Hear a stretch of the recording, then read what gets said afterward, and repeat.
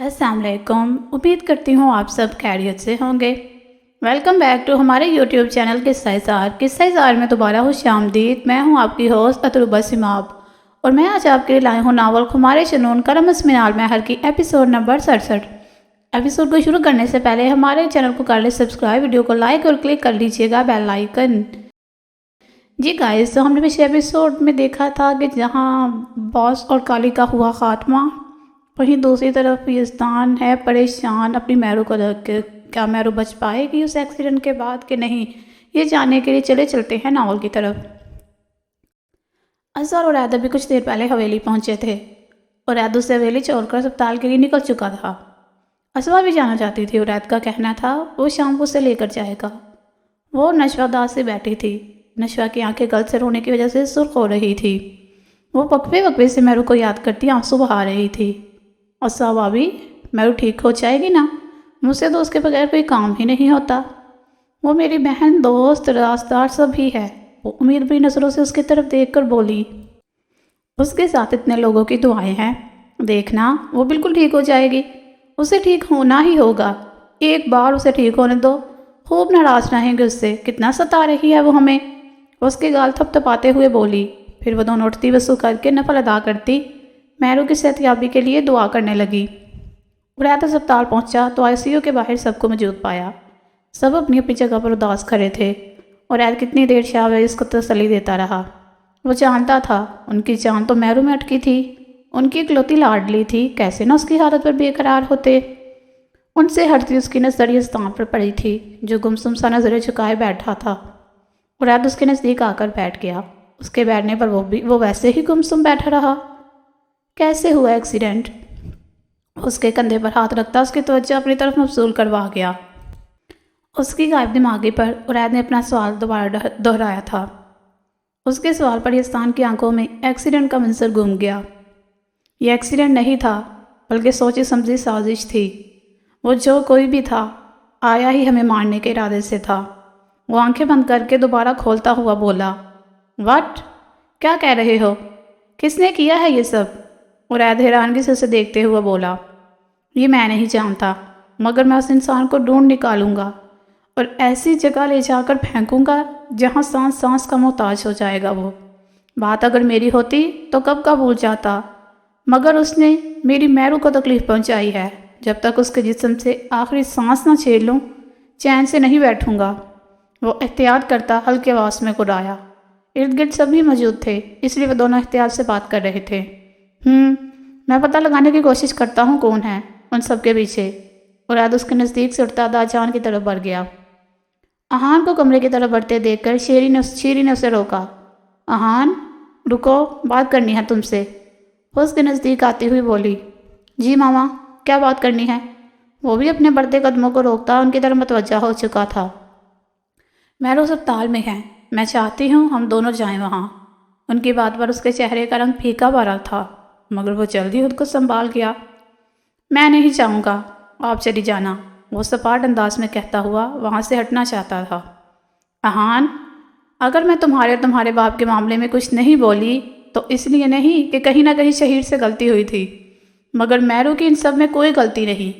تمہارا پہلے بھی میں میرو سے برا رویہ دیکھ چکی ہوں، مجھے بالکل بھی نہیں اچھا لگا تمہارا انداز، وہ ذرا سختی سے بولی۔ احان کو گہری چپ لگ گئی، وہ کچھ بول ہی نہ سکا۔ کہہ تو وہ ٹھیک ہی رہی تھی، بچی جب بھی یہاں آئی کتنے پیار سے ملی ہے تم سے، مگر تم ہمیشہ سے ڈانٹتے آئے ہو۔ اگر شہیر غلط ہے تو یہاں تم بھی غلط ہو۔ آئی سی یو میں ہے وہ پچھلے 2 دنوں سے، ہوش نہیں آیا اسے، اور یہاں تم اپنی انا کا پرچم بلند کر کے بیٹھے رہو۔ ٹھیک ہے تم مت جاؤ، مگر میں تو ضرور جاؤں گی۔ اسے باتیں سناتی اپنے کمرے کی طرف بڑھ گئی۔ ان کے چاہتے ہی میرو کا معصوم سا چہرہ اس کی آنکھوں میں لہرایا۔ اسے حقیقتاً اپنے رویے پر افسوس ہوا۔ تم بالکل اچھے بھائی نہیں ہو، اس کے کانوں میں میرو کا کہا یہ جملہ گونجا، جس کے جواب میں اس نے کہا تھا کہ اس کا بھائی نہیں ہے۔ کتنا مایوس ہو گئی تھی وہ اس کی بات پر۔ کچھ دیر بعد شیری چادر خود پر اوڑھتی باہر آئی تھی۔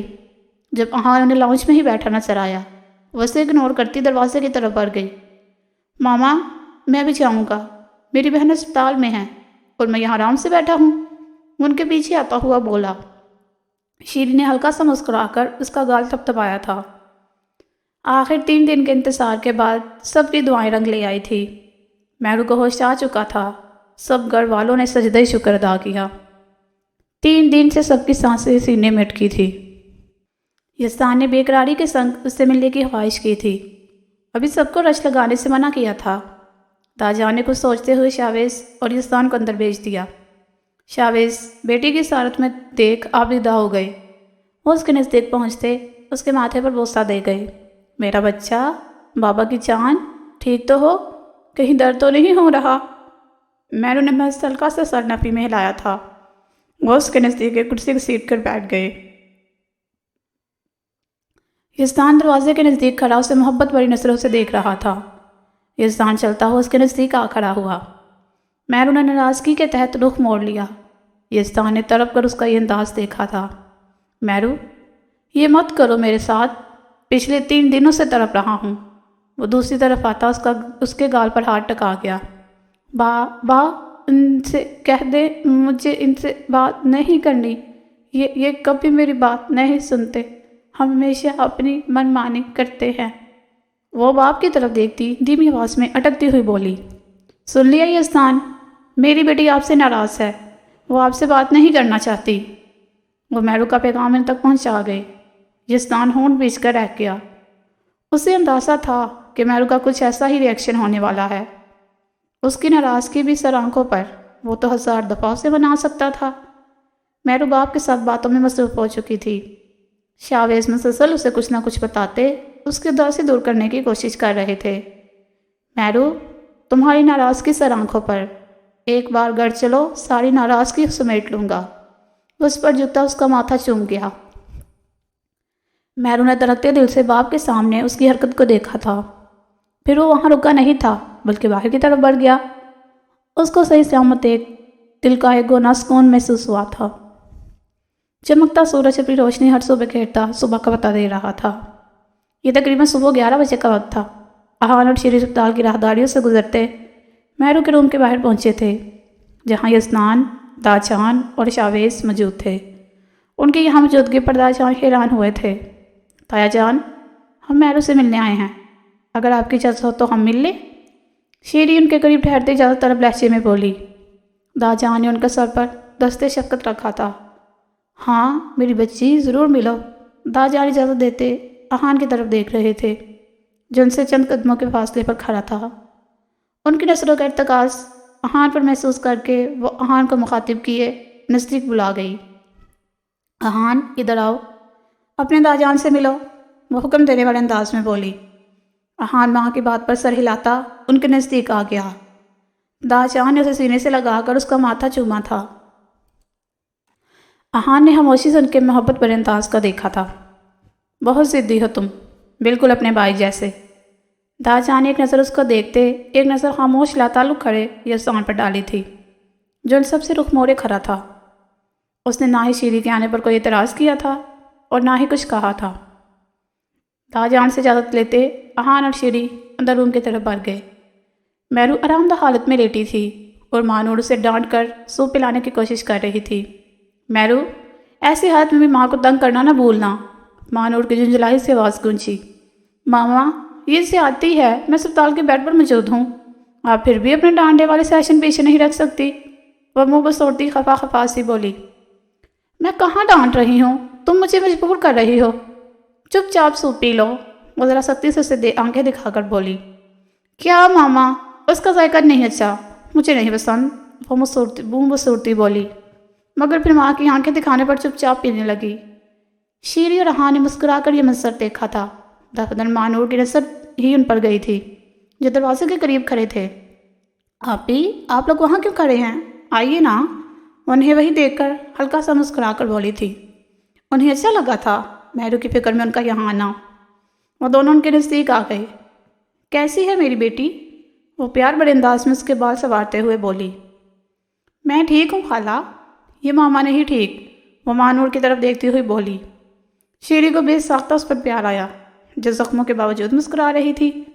میری بیٹی تو بہت بڑی بہادر ہے، مانور خبردار، اب اسے ڈانٹا تو اچھا نہیں ہوگا۔ شیری نے محبت سے اس کا ماتھا چوما تھا۔ خالہ آپ اس سرو کو کیوں لائی ہیں؟ یہ ماما کی ہی کاربن کاپی ہے، اب شروع ہو جائے گا یہ بھی ڈانٹنے۔ وہ آہن کو دیکھتی رازداری سے شیری کے کان کے قریب بولی، نہیں ڈانٹے گا، میں ہوں نا یہاں، اس کے کان کھینچوں گی۔ وہ آہن کی طرف دیکھتی بلند آواز میں بولی۔ آہن نے اس کے نزدیک آ کر اس کے سر پر ہاتھ رکھا تھا۔ سوری لٹل پرنسس، معاف کر دو اپنے بھائی کو، وہ کان پکڑتا ہوا بولا۔ ان کی عمروں میں زیادہ گیپ نہیں تھا، وہ میرو سے محض 2 سال بڑا تھا۔ میرو نے آنکھیں بھار کر اسے دیکھا تھا۔ وہ جو پہلے سیدھے منہ سے بات کرنا پسند نہیں کرتا تھا، آج اس اتنے پیار سے بات کر رہا تھا۔ میں جانتا ہوں تمہیں بہت تنگ کیا، کیا اپنے اس بھائی کو معاف نہیں کر سکتی؟ ایک موقع دو، بالکل اچھا بھائی بن کے دکھاؤں گا۔ وہ شرمندگی سمیت بولا تھا۔ سوچوں گی، وہ تڑا کر بولی۔ آہان نے مسکرا کر اس کی معصوم ادا کو دیکھا تھا۔ میرا خیال میں میرو کو آرام کرنے دینا چاہیے، اتنی باتیں کرنا اس کے لیے ٹھیک نہیں۔ شیری بیگم کے کہنے پر مانون نے اس بات میں سر ہلایا تھا۔ میرو بھی خاموشی سے آنکھیں موند گئی۔ وہ خود بھی کچھ دیر آرام کرنا چاہتی تھی۔ وہ تینوں آگے پیچھے باہر نکل گئے۔